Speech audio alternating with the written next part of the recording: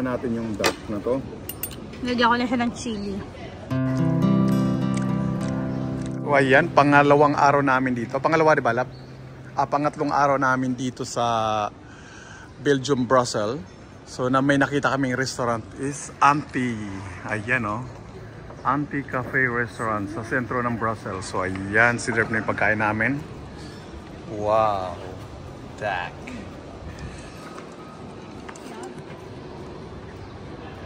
Yan, may sabaw. Ano yun sa'yo? Meron kasi din yung mga condiments.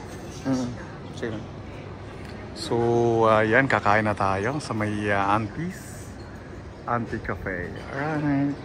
Enjoy, Lab. So, ito yung loob niya. Ano, may mga crispy duck sila. Ayan yung loob.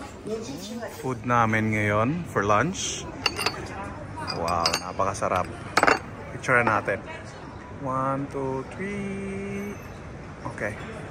So, pork and duck. Tapos may in-order pa kaming isa pang duck. Hindi namin alam kung gaano pala, malaki na pala to. Parang good for you na pala. Ayan ang asawa ko. Gutom na gutom na.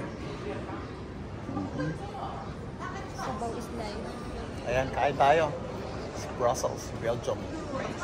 So, dito kami sa may Auntie Cafe. Kay Auntie.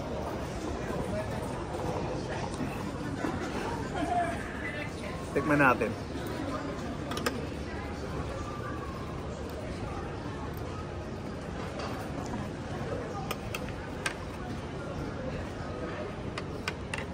Masarap siya. Tikman mo, Lab. Pork. The best. The best daw.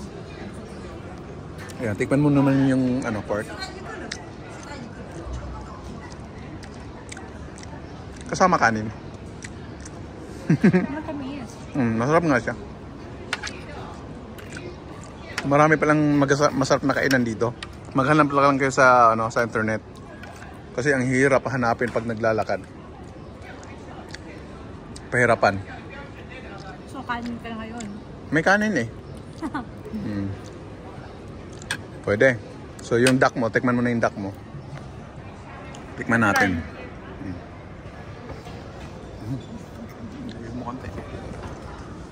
Try mo yung duck. Oo, ano yun? Try mo yung duck. Tikman natin yung duck na to. Nilagyan ko na siya ng chili. Sanay naman yan si Dudong sa chili. Kumuha ka, lalagay mo sa plate mo lang.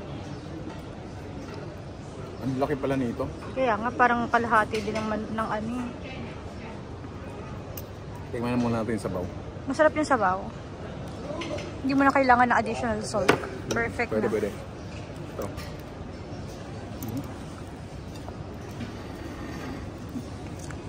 Hirap naman ito.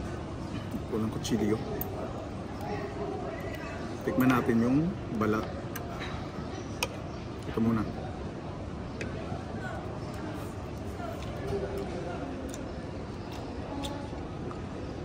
Lasang duck. Masarap. Ang hirap naman kung maglasang ano yan. Masarap siya, Lab. Hindi ko naman. Masarap kayo. Okay, masarap. Yun.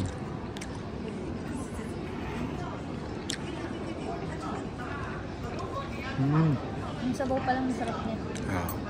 May mga gulay ba? Rice noodles. Yan, rice noodles. So, ang sarap ng food dito. Tapos yung ambience, ang ganda. Ito mo. Wala masyadong tao sa paligid namin, sa likod. Napakatahimik lang.